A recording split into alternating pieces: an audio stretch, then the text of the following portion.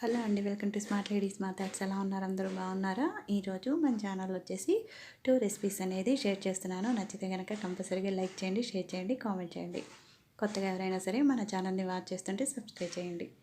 So first recipe వచ్చేసి మామిడికాయలు కనపడుతున్నాయి కదా, మామిడికాయ పప్పు అనమాట. ఏ సీజన్కి దొరికినటువంటి ఆ సీజన్లో చేసుకుంటే చాలా బాగుంటుందండి.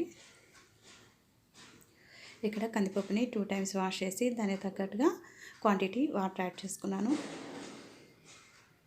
అలానే 2 మ్యాంగోస్ అయితే పట్టలేదన్నమాట. ఇక్కడ మీకు చూపిస్తున్నాను చూడండి, రైస్ కుక్ అవుతుంది.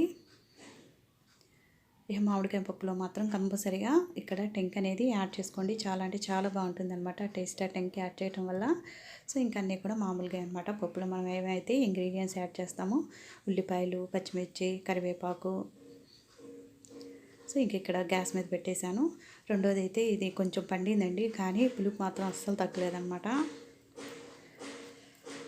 కొంచెం పైన అపార్ట్మెంట్లో వర్క్ జరుగుతుందన్నమాట, కొంచెం డిస్టర్బెన్స్గా ఉంటుంది, ఇగ్నోర్ చేసేయండి.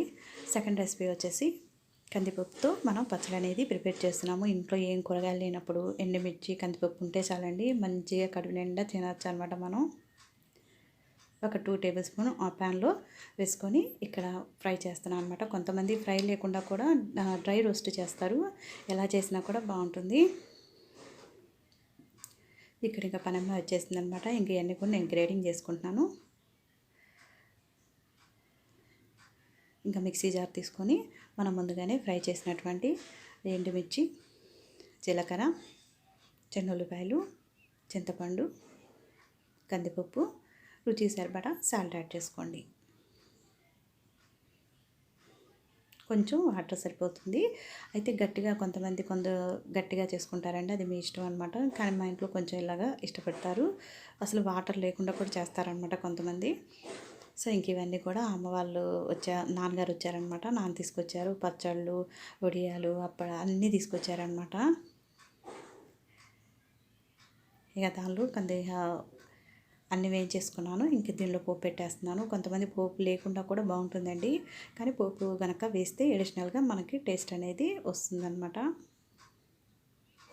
చూడండి, కొంతమంది అనుకుంటారు మామిడికాయ పప్పు పుల్లగా ఉండటం వల్ల కందిపప్పు సరిగా కుక్ అవ్వదని, కానీ మీకు చూపిస్తున్నాను చూడండి ఎంత స్మూత్గా అయిందో.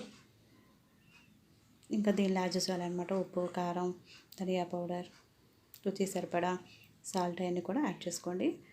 ఉరమిరపకాయలు వేయించుకొని పక్కన పెట్టుకున్నాను.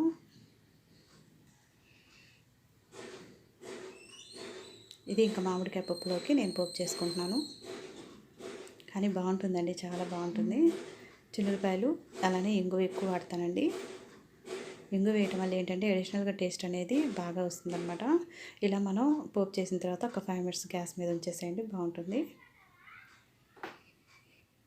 ఫైనల్గా ఇక్కడ కొత్తిమీరతో గార్నిష్ చేస్తున్నాను. ఇవాళ మా లంచం అనేది ఇలా వచ్చేసింది. మామిడికాయ పప్పు కమ్మకమ్మగా, అలానే కంది పచ్చడి, ఉరమిరపకాయలు, వడియాలు. ఐ హోప్ ఈ వీడియో కనుక నచ్చితే కంపల్సరీగా లైక్ చేయండి, షేర్ చేయండి, కామెంట్ చేయండి. కొత్తగా ఎవరైనా సరే చూస్తుంటే సబ్స్క్రైబ్ చేయండి.